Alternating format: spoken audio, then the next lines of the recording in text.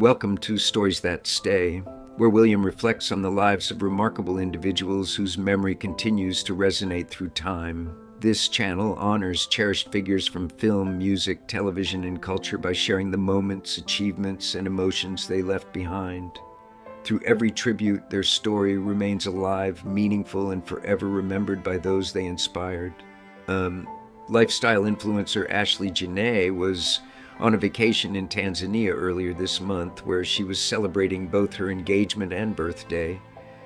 During the trip, she shared moments from a luxury stay that included scenic views, travel experiences, and time spent with her fiancé, crypto fund founder Joe McCann.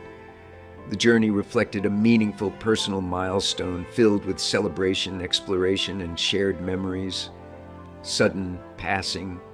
While staying at a private villa during the trip, Ashley was found unresponsive and was later pronounced dead. Her passing has deeply affected those who followed her journey and those close to her.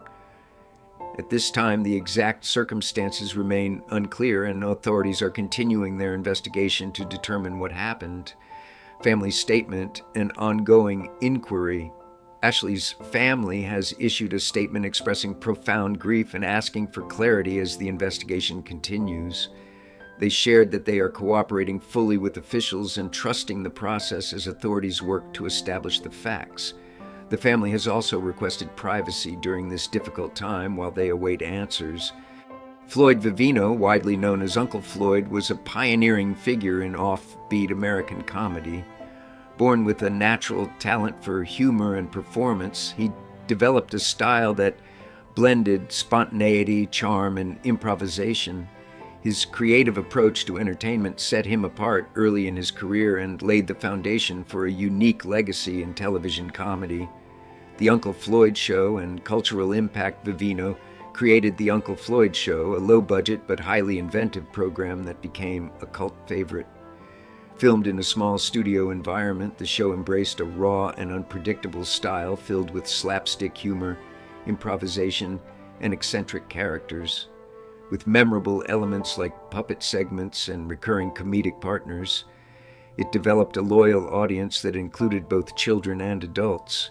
Over time, it became known for its fearless creativity and grassroots charm, influencing future generations of comedians and performers. Legacy and remembrance. Floyd Vivino passed away at the age of 74, leaving behind a lasting impact on alternative and independent comedy. He is remembered for his dedication to bringing joy and laughter, as well as his belief in simple, heartfelt entertainment. His influence continues through the many performers and fans inspired by his work, and his legacy remains rooted in creativity, humor, and the spirit of making people smile. Loretta Swit, born November 4, 1937, was a respected American actress known for her strong screen presence and emotional depth. She became widely recognized for her work in television, especially for a role that defined her career and connected her with audiences across the world. Her performances reflected intelligence, warmth, and a strong sense of character. Career and impact. She is best known for playing Major Margaret Hot Lips Houlihan on the long-running series MASH, where she appeared from 1972 to 1983. Through this role, she helped transform a once stereotyped character into a complex human figure with strength and vulnerability. Her performance earned critical praise, including multiple award nominations and 2 Emmy wins. Beyond television, she also appeared in stage productions such as Same Time Next Year and contributed to projects like the pilot of Cagney and Lacey, showing her versatility as a performer. Legacy and remembrance off-screen, Swit was deeply committed to animal welfare and advocacy, using her voice to support causes she believed in. She's remembered not only for her acting achievements, but also for her compassion and dedication to making a difference. Her work continues to influence both television storytelling and audiences who admire her lasting contributions. Michael Patrick was an Irish actor known for his work across television and theater. He passed away at the age of 35 after living with a serious neurological illness.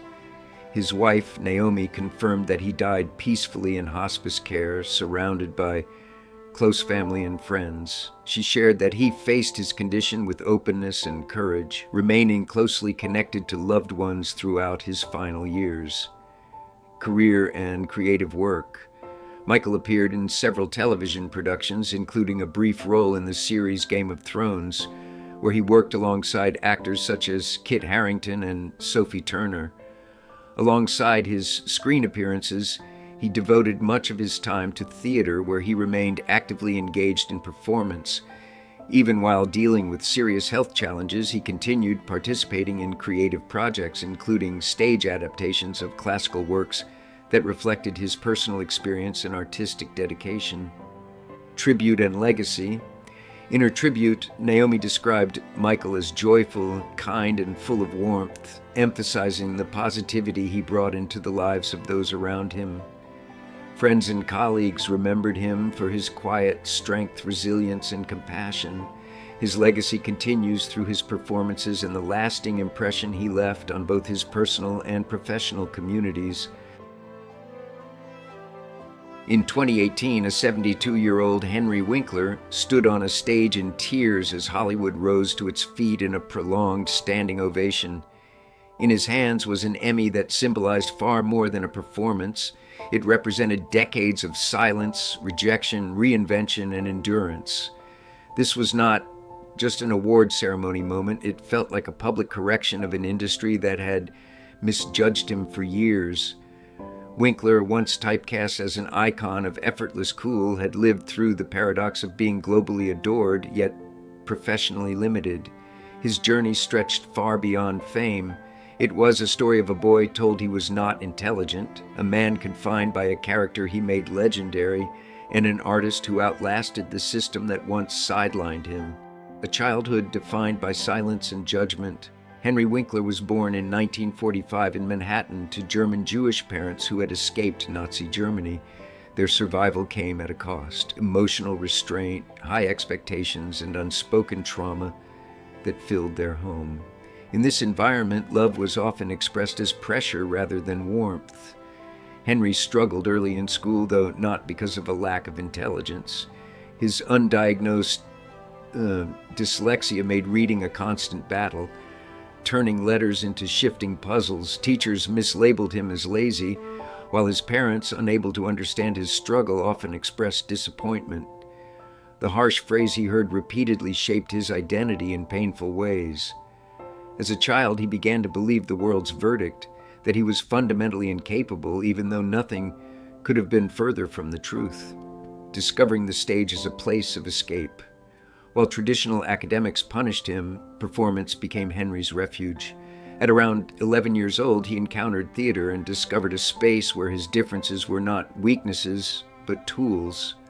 Memorization replaced reading, observation replaced textbook learning, and imagination replaced limitation. On stage, he was no longer the boy struggling under labels. He was someone else entirely, confident, expressive, and free. Acting gave him structure without judgment and creativity without restriction. His parents did not understand this passion and saw it as impractical compared to stable professions. Yet Henry persisted. Theater became more than a hobby. It became survival, offering him a sense of identity that school and home consistently failed to provide. Yale and the first glimpse of validation. Despite academic challenges, Henry's dedication to acting earned him admission to the Yale School of Drama in 1967, one of the most prestigious programs in the world.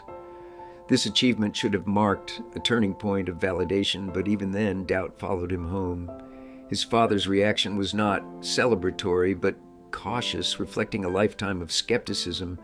At Yale, Henry immersed himself in training, compensating for his reading difficulties with relentless preparation and memory-based learning. His dyslexia remained undiagnosed, forcing him to adapt silently. Yet this struggle also shaped his discipline. By graduation, he had transformed into a highly skilled performer, determined to succeed in an industry that rarely forgave limitations or waited for anyone to catch up. The audition that changed everything. In 1973, Henry auditioned for a small role in a nostalgic television project set in the 1950s. The character was meant to be minor, a supporting figure with little depth. However, Henry approached it differently. He saw not just a stereotype of toughness, but a layered personality built on insecurity masked by confidence. That interpretation changed everything. His presence, charisma, and instinctive understanding of the role impressed producers immediately. What began as a small part quickly expanded as the character resonated with audiences. Henry did not just play the role, he redefined it. In doing so, he unknowingly stepped into a transformation that would elevate him into national fame almost overnight. Becoming a cultural icon overnight, the character quickly grew beyond its original purpose, evolving into a defining symbol of cool confidence. Audiences connected deeply with the persona, and soon the show revolved around him. Henry Winkler became a household name, his image appearing on merchandise, posters, and everyday products. The leather jacket he wore became iconic, eventually preserved as a piece of cultural history. Yet behind this explosion of fame was a growing tension. Henry was no longer seen as an actor, but as a character he portrayed. The distinction between self and role began to disappear, and with it came a quiet struggle. Fame had arrived, but it brought with it unexpected confinement rather than freedom. The prison of typecasting and global fame. As the show reached massive popularity, Henry found himself trapped within his own success. Audiences adored the character so much that they could not separate him from it. Casting directors, too, began to see him as limited to that persona. Despite his talent, opportunities outside the role diminished. He was frequently told he was too recognizable to play anything else. This contradiction became his reality, globally famous yet professionally restricted. While the world celebrated him, the industry quietly closed doors. The very role that made him a star also made him invisible as a versatile actor, locking him into an identity he could not easily escape. The quiet struggle. Behind the smile off screen, Henry carried an internal burden few recognized. The confidence of his character contrasted sharply with his personal insecurities, many rooted in childhood criticism and academic struggle. The pressure to constantly embody charm and ease was exhausting. Even as millions admired him, he often questioned his own identity outside the role. The industry's inability to see beyond his famous character deepened this tension. He faced rejection not because of lack of ability, but because of overexposure. This paradox created emotional distance between his public success and private uncertainty. The man who played confidence on television was often forced to rediscover it in silence after the cameras stopped rolling. Reinvention through writing and advocacy. When acting opportunities diminished, Henry refused to step away from creativity. Instead, he reinvented himself as an author and advocate. Drawing from his own childhood experiences, he co-created children's books centered on a dyslexic character who struggles but ultimately thrives. These stories resonated with millions of readers worldwide, especially children facing similar challenges. Through writing, Henry transformed personal pain into educational empowerment. He also became an outspoken advocate for dyslexia awareness, visiting schools and speaking openly about his struggles. What once felt like a limitation became the foundation of his second career. His identity expanded beyond acting into mentorship, storytelling, and public inspiration, Yale discipline, and the making of an actor under pressure. Against expectations, Henry earned admission to the Yale School of Drama in 1967, one of the most prestigious acting institutions in the world. This should have erased doubt, but it only shifted it inward. Even at Yale, he had to work differently from others, relying heavily on memory, repetition, and intense focus to compensate for undiagnosed dyslexia. His struggle did not disappear, it became fuel. He trained relentlessly, determined not to be defined by limitations. By graduation, he had built a professional-level craft grounded not in ease but in discipline. He entered the acting world not with privilege or confidence, but with persistence shaped by years of overcoming what others assumed he could not do. The audition that accidentally changed television forever. In 1973, Henry auditioned for a small role in a nostalgic sitcom set in 1950s America. The character was meant to be minor, a supporting presence with limited screen time. But Henry saw something deeper. He played the role not as a stereotype of toughness, but as a man masking insecurity with confidence. That interpretation transformed everything. Producers noticed immediately. The character expanded, evolved, and eventually became the center of the entire show. What was supposed to be a background role became a cultural phenomenon. Henry did not just act, he redefined the character so completely that the show itself reshaped around him, launching him into sudden and overwhelming fame. Fame without freedom. When the world stops. Seeing the actor, as the show exploded in popularity, Henry Winkler became a national icon. Merchandise, posters, and global recognition followed. He was no longer just an actor, he was a symbol of effortless cool. But this success came with an unexpected cost. Casting directors no longer saw versatility, they saw only the character he portrayed. Opportunities outside that identity began to shrink. He was admired but confined, celebrated but restricted. This created a painful contradiction. The more famous he became, the less freedom he had as an actor. Hollywood had embraced him so completely in one form that it refused to accept him in any other. The emotional cost of being frozen in one identity. Behind the fame, Henry lived with a growing internal tension. The confidence the world saw on screen was not the same confidence he always felt in real life. Years of childhood criticism and academic struggle had left deep emotional traces. The expectation to always embody charm and control became exhausting. Even as audiences adored him, he struggled with being reduced to a single identity. The industry's inability to see him differently created a quiet sense of stagnation. He was not failing, but he was not allowed to grow either. His success had become a form of invisibility where recognition existed, but artistic freedom did not. Recognition after decades of persistence.